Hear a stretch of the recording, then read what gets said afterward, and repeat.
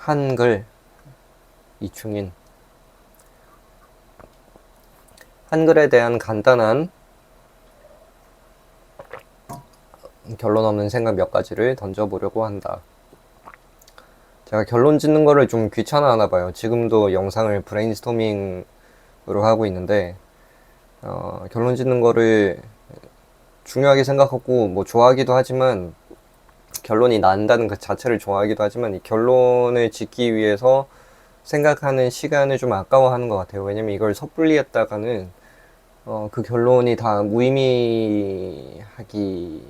하기가 쉽거든요. 그래서 최대한 할 수 있는 한 좀 오랫동안 이렇게 생각을 펼쳐놓고 위계를 가늠을 하고 이런 작업을 좀 하는 걸 즐기는 것 같습니다. 첫째, 한글은 일본어와 한자의 멋과 다르다. 멋이 없다 라고 제목을 적을까 고민하다가 다르다고 표현을 했다.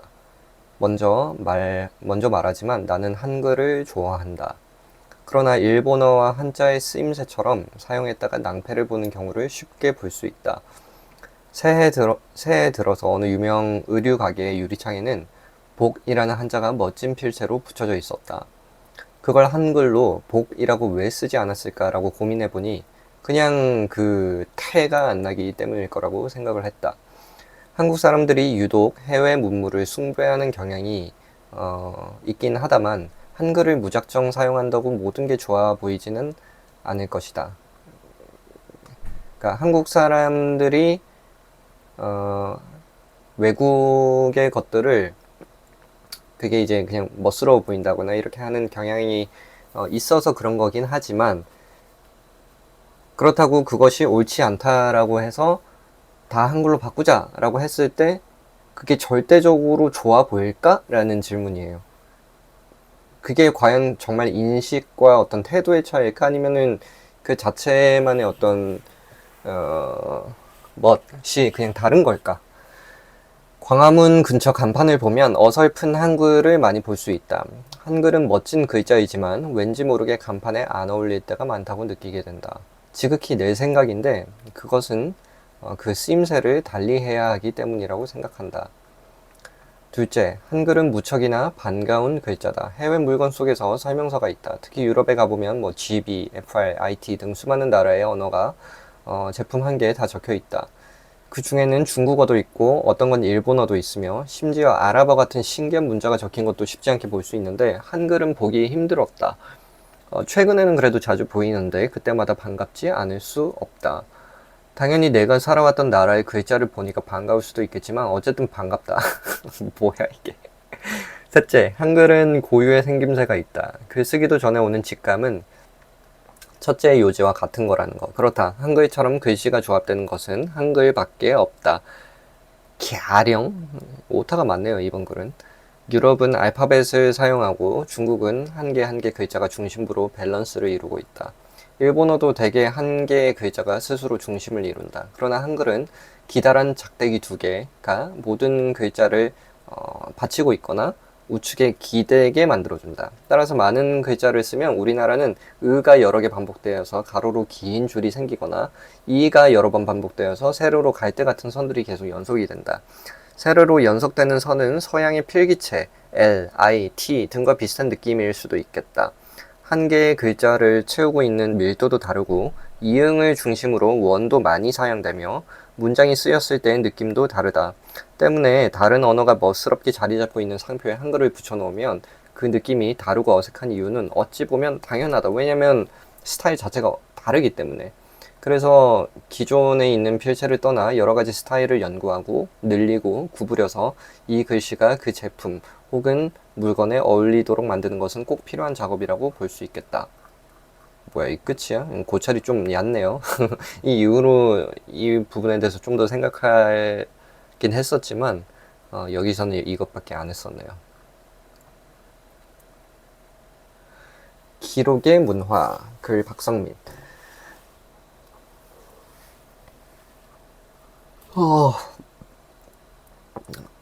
이 영상을 좀 오랜만에 찍는 겁니다.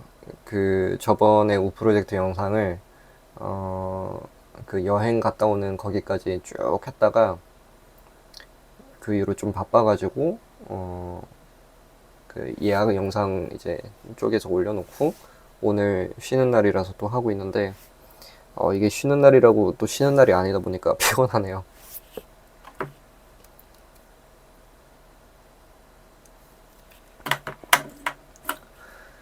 나는 다양성을 존중한다. 지난 몇 개월간 그리고 현재 진행형으로 광화문 광장과 서울광장에서 다른 소리가 울려 퍼졌다. 이 또한 다양한 사람들이 만들어내는 풍경이라면 좋아하지는 못할지라도 인정한다. 다만 우리 사회가 정보를 대하는 인식과 태도에 대해서는 한 번쯤 생각해 볼 일이다. 이때가 언제였지? 이때가 2016년, 2017년 이때니까 그때 광화문에서 뭐가 있었죠? 그때 뭐가 있었지? 그때 박근혜 정부였나? 그 얘기하는 것 같아요. 우리의 기록 문화는 훌륭하다고 생각한다. 조선 왕조 실록은 그 자체로 예술이고 문화이고 정신의 복합체라고 할 수 있다. 권력자를 견제하고 좋은 비평문도 실렸다고 하니 당시에는 언론의 역할을 했던 것이다. 하지만 조선 왕조 실록이 쓰여지는 과정에서 국민은 없었다. 사관에 의해 기록된 문서는 최고 권력자조차도 마음대로 건드릴 수 없도록 산속에 따로 건물을 지어 보관하였다. 한글이 없던 시절에는 입소문이 세상 이야기의 유통 경로였다. 어느 날 대한민국은 민주공화국이 되었다. 헌법에 의해 알 권리를 보장받고 어마어마한 양의 정보가 개인의 손안에 들어왔다. 나아가 개개인이 하나의 미디어가 되는 세상이 되었다. 속도를 체감할 정도로 세상은 빠르게 변한다. 건강하지 못한 정보에 대한 해석과 대화의 방법은 정보와 괴리되어 있던 우리의 역사와 무관하지 않은 듯하다. 건강하지 못한 정보에 대한 해석, 건강하지 못한 정보에 대한 대화 방법. 그것들은 정보와 괴리되어 있었던 우리나라의 역사와 무관하지 않은 듯하다. 국민의 수준을 논하는 것이 아니다. 나조차도 누군가가 쓴 글이 어떤 의도에 의해 쓰여졌으며 어떤 사람들이 썼으며 무엇을 위하여 쓰였는지 제대로 이해하지 못한다. 우리에게는 갑자기 내 손안으로 들어오는 수많은 정보를 건강하게 받아들이는 시간이 부족했던 것 같다. 요즘 제가 고찰하는 부분과도 유사합니다. 기록의 문화는 한국의 역량을 보여준다고 생각한다. 나아가서는 기록과 정보가 어떤 의미가 있는지 우리 사회가 건강하게 이해하는 환경으로 나아갔으면 하는 바람이다.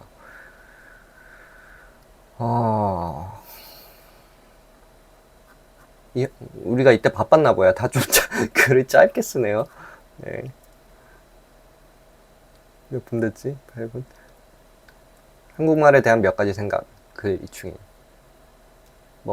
있어? 맞겠죠? 내가 썼는데도 왜 이걸 썼는지 모르겠네. 내가 다니는 학교는 유독 중국인 학생들이 많다. 불과 몇 년 전까지만 하더라도 중국인인 걸 눈치챌 수가 있었는데 요즘은 워낙 한국인과 비슷하게 화장을 하고 꾸며져서 육안으로 구별하기 힘들어졌다. 그래서 중국인인지 아닌지 알고 싶으면 스쳐 지나갈 때 그들의 대화 어감이나 한두 단어를 캐치하면 된다. 이 글을 쓰러 방금 학교 카페로 들어오고 있었는데 두 여학생이 나를 스쳐 지나갔다. 아주 가까이 지나갈 때까지도 모르다가 가까이 왔을 때 귓가에 들려오는 익숙한 톤. 있어? 언어는 저마다의 어감과 톤 등을 가지고 있다. 그것은 그 사람의 성격을 느끼는 데 큰 영향을 차지한다. 다른 사람이 다른 언어로 대화를 할 때 조금 낯설 때가 있는데 그도 이 때문이지 않을까? 어, 어, 어, 어, 어, 어, 어, 어. 영국에 살 때 영국인 친구 하나가 대뜸 자기가 한국어를 할 수 있다고 하더라. 해보라고 했더니 전화 받는 흉내를 내며 엄마 하며 됐지? 라는 표정으로 나를 바라보더라. 기가 막혔지만 그 사례는 10년이 훌쩍 넘은 지금까지도 간간히 생각난다. 일단 어라는 모음이 외국인에게 익숙치 않은 우리나라에서 명확하게 표기해서 사용하는 고유 모음이라는 점이 한국스럽다는 생각을 했다. 또 정말로 우리는 응이나 어라는 소리로 매우 다양한 소통을 한다. 미처 캐치하지 못한 분들을 위해 저걸 풀이하자면 다음과 같다. 왜? 어? 뭐라고? 어, 맞아. 어, 어, 이건가? 어, 아니, 좋아. 알았어. 랩. 몇 년 전부터 랩이 대세다. 웬만한 사람들은 알 것이다. 요즘 랩은 한국말이나 영어나 아주 자연스럽게 섞여서 표현되는가 하면 래퍼마다 제각기 다른 억양과 톤으로 한국말을 구사하기도 한다. 누구는 끊어서 또박또박 랩을 하고 누구는 영어처럼 V나 어우라는 발음을 많이 섞어서 랩을 하기도 한다. 일본 랩을 들어봤는가? 중국이나 프랑스는 랩이 미국에서 발전된 장르여서 그런지는 몰라도 다른 언어로 들으면 상당히 이질감이 있다. 그런데 영어권의 발음 체계에서 가장 멀리 떨어져 있는 우리가 그것을 우리만의 방법으로 소화했다는 것은 대단한 일이라고 본다. 심지어 그 랩을 우리를 넘어선 동양권, 심지어 서양권 사람들도 즐겨 듣는다는 점이 놀랍다. 마치 우리가 이해하지 못하지만 좋아서 흥얼거린 외국 노래처럼. 이때가 아직 K-팝이 한국의 K-팝이 대중화가 되기가 전이었던 것 같아요. 그쵸? 그만큼 K-팝 뭐 BTS라던가 뭐 블랙핑크라던가 혹은 그 이후의 모든 뭐 아이돌이라던가 여러 그 문화들이 이제는 뭐 다 알지만 지금 이때만 하더라도 그 시작점이었던 것 같습니다. 비슷한 맥락에서 더빙도 흥미롭다. 나는 개인적으로 더빙된 영화나 만화 영화를 그리 좋아하지 않았다. 특히 영화. 듣기는 편할지 몰라도 앞서 언급했듯이 언어의 고유 톤과 표현법 때문에 외국 영화 배우가 한국말을 구사하면 그보다 어색할 수 없었기 때문이다. 그런데 최근에 그 편견이 조금 무너졌다. 스타크래프트와 와우, 오버워치 등의 게임을 배출한 미국 게임 회사 블리자드가 최근 영화 같은 게임 시네마틱 영상의 한국말 더빙판을 수준 높게 만들어 놓았기 때문이다. 해당 성우들의 목소리도 멋지고 표현을 우리말에 맞게 바꾸는 점도 흥미롭다. 예를 들면 스타크래프트의 치트키이기도 했던 파워 오버웨어밍, 압도적인 힘, 이 대사였던 한 영상의 일부를 각 나라 언어와 성우를 모아놓은 영상에서 한국 성우가 압도적인 힘으로 라고 말하는 부분이 상당히 매력적이었다. 이게 무슨 말이냐면요. 그 스타크래프트가 이제 게임 회사인데 거기서 시네마틱, 그러니까 영화 같은 영상을 되게 많이 만들었었어요. 그 수준이 아주 높아요. 실제로 영화관에서 상영을 해도 될 만큼의 퀄리티인데 거기서 이제 유명한 어떤 장면이 이제 한 캐릭터가 파워 오버웰밍 하면서 이제 뭔가 이제 압도하는 그런 이제 장면이 있거든요. 근데 그거를 한 10개의 언어로 다 이제 출시가 됐었기 때문에 그 짤을 비교를 해놓은 유튜브 영상이 있었어요. 그래서 영어는 뭐 power overwhelming 뭐 이렇게 한다면은 뭐 이탈리아어는 what the 뭐 피자 파스타 뭐 이렇게 하고 뭐 중국말은 뭐 이렇게 하는 그 영상들이 있어요. 근데 거기서 이제 한국 성우분이 압도적인 힘으로 뭐 이렇게 하는 그게 이제 막판에 끼어 있었거든요. 근데 물론 완벽하게 객관성을 갖기는 어렵겠지만 저 정도면 훌륭한데? 라고 생각을 했던 그 기억이 나요. 그래서 여기 써놓은 것 같습니다. 실제로 그 부분에 대한 찬사의 댓글들이 많이 있다. 또 내가 즐겨하는 오버워치의 디바 캐릭터의 게임상 한 대사는 뭐 이런 거다 라는 게 있다. 영어 버전은 뭔지 확인은 못 해봤지만 영어 버전 뭔지 지금은 알아요. You shouldn't have 라고 하는 건데 선물을 받을 때 할 법한 표현으로 굉장히 우리나라의 정서가 많이 섞인 표현인데 외국 표현의 번역본으로 저걸 넣었다는 것은 수준 높다고 느꼈다.